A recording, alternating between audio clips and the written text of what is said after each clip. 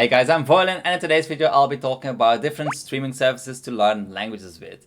I have used a couple of streaming services like Netflix, Disney Plus and Amazon Prime in the past couple of years. But which one of these is basically the best to learn languages with? I'll mainly be talking about the whole immersion aspect of language learning in this video, as none of these streaming services have anything actually built in to learn languages with. So you may be wondering, how can you actually study with a streaming service?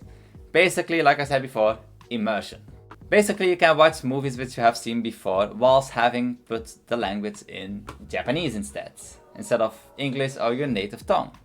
I often watch movies in English with Japanese subtitles, and I try to see how many words I can actually read from the subtitles. It's kind of annoying to watch a movie like that, but I like to see the kanji and guess like, I know that word.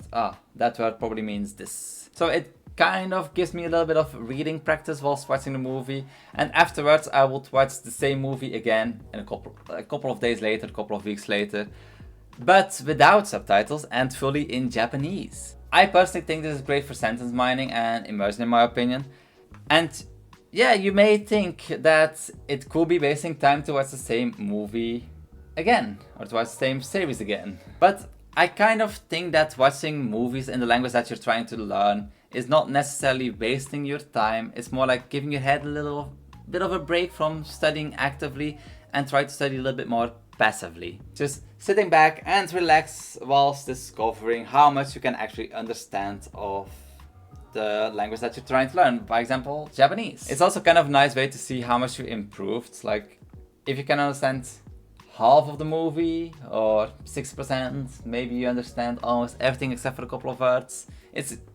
But like, I find it personally a nice way to check your current level if you don't live in the country of which language you're trying to learn. But enough about how you can study with a streaming service. Let's first talk about a bad streaming service. And that prize goes to Amazon Prime. If you often order things on Amazon, then this could be a good choice. However, the fact that you still need to pay for most movies and most series, and that you see some kind of advertisement whenever you try to watch a movie, that kind of makes it not recommendable for me. You pay a monthly fee for Amazon Prime. You will think you will have access to all the movies in their catalog, but actually they keep trying to get more and more money out of you. That together with the short advertisement in front of the videos, are like, yes, you can skip it directly, but the fact that you're paying for the service and they still try to sneakily put an ad whilst you're trying to watch something, that's a little bit too much for me. So yeah, that already makes me not want to recommend it at all. But on the other hand, it's also not that expensive compared to the other options. So it could be a possibility if you don't really mind the previously mentioned downsides and if you order a lot on Amazon. And then we have Netflix, the most expensive option, unless you don't mind paying a price to have access to a limited amount of videos and content, whilst also having advertisements. Thumbs up for the person who came up with that idea. You basically pay to have advertisements. I used to have Netflix Premium, and they have a good amount of content, which also has been dubbed into the Japanese language and to multiple other languages. So it's kind of a good option to study languages with. And for Netflix specifically, there are also quite a lot of tools made by other people to learn Japanese with. I personally only have tried those tools briefly, and I found it too distracting and too annoying. I wasn't a big fan of them, but that does not mean, because I'm not a big fan of it, that you may hate it. If you have Netflix, try out those tools, maybe they're helpful for you. However, we stopped with our Netflix subscription because of the ever increasing price and the increasing amount of series which they basically don't finish. All those series without a proper closing made me kind of annoyed by the fact that I even paid for Netflix in the first place, and we were not really using it anyway. But yeah, it can be a good streaming service, but there is a better one. And the better option that I personally recommend is Disney Plus. It is more affordable than Netflix, a little bit more expensive than Amazon Prime, depending on where you live. And honestly, there are quite a lot of good features about this whole service for language learners. Because most people have seen Disney movies before, and you probably know how they go. Disney is also kind of well known over the entire planet at this point, and that also means they have a lot of subtitles in different languages, but also a lot of dubbed versions in basically almost any language that you can imagine, but that also really depends on the movie. And because you've probably seen these Disney movies as a kid before, you don't first need to watch them in English, and you can directly start watching them in Japanese, and you'll still be able to figure out what the movie is actually about.